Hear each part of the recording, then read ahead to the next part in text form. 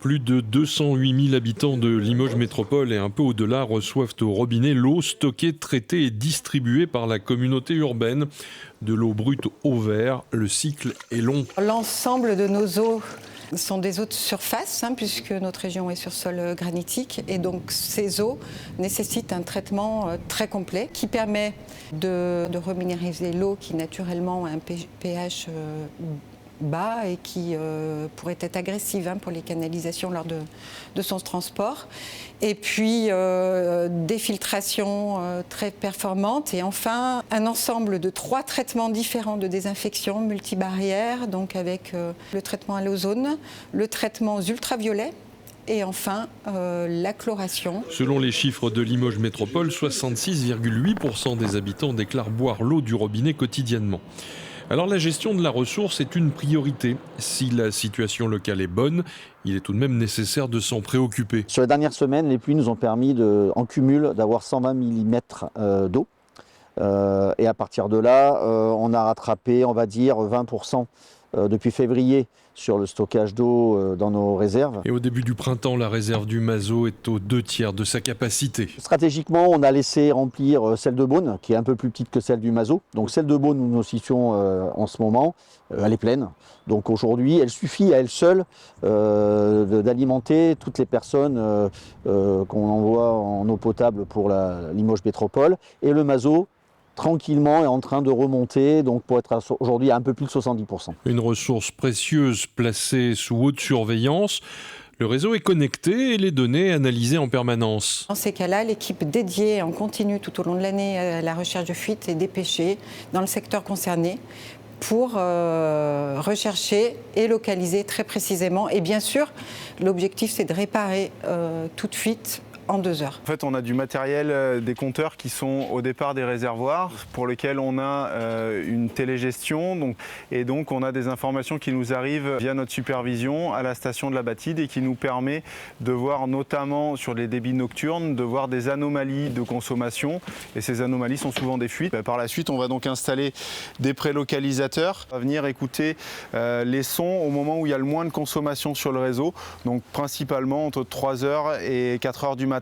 Donc ça, c'est un appareil de corrélation acoustique qui va nous permettre de localiser plus précisément la fuite. On va venir avec un odomètre mesurer au sol la distance précisément de la fuite de façon à la localiser le plus juste possible. Et ça évite de faire une tranchée dans toute une rue ? Ça évite de faire une tranchée dans toute une rue et d'être vraiment le plus précis possible et ça apporte le moins de gêne aussi pour les usagers. Alors l'ensemble des données, la connaissance détaillée du réseau a mis en évidence qu'effectivement le nombre de fuites recherchées réparées était effectivement d'un certain niveau et que pour limiter à l'avenir les risques de casse, il était nécessaire d'augmenter effectivement le remplacement des conduites les plus anciennes et notamment on a un parc qui est composé de 9% de canalisation posée avant les années 70 en fonte. La fonte était utilisée dans les centres-villes et c'était une qualité fonte grise et qui peut être fragile, qui réagit au choc thermique et qui provoque des fuites. Dans ce quartier de Limoges, la canalisation principale a été remplacée. Actuellement, ce sont les branchements individuels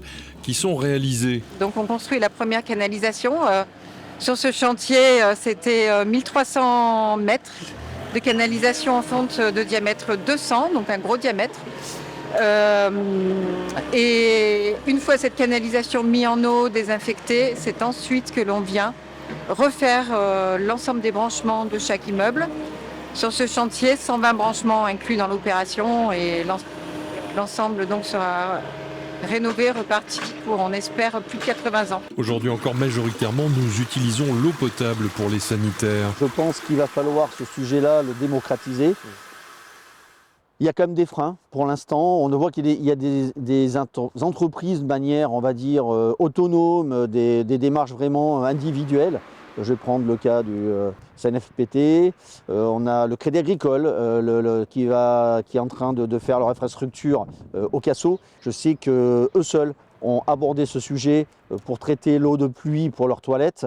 Mais par exemple, on peut le faire que pour les adultes. Aujourd'hui, pour les enfants, jusqu'au primaire, on ne peut pas utiliser malheureusement l'eau de pluie pour des raisons d'hygiène avec l'ARS aujourd'hui. Ce n'est pas accepté encore. Donc on a encore des freins, on a encore des paliers à franchir de manière à ce qu'on utilise moins cette eau potable. L'analyse des données est désormais la piste de progression et d'amélioration du fonctionnement du réseau. Un outil d'aide à la décision est en cours de création. C'est un programme qui analyse l'ensemble des données qui ont été accumulées par le service de l'eau, notamment 25 ans d'historique de réparation de fuites, les données aussi sur la pression, les débits des canalisations, les usagers qui sont desservis par ces canalisations, qui peuvent être plus ou moins nombreux et plus ou moins sensibles en termes d'activité.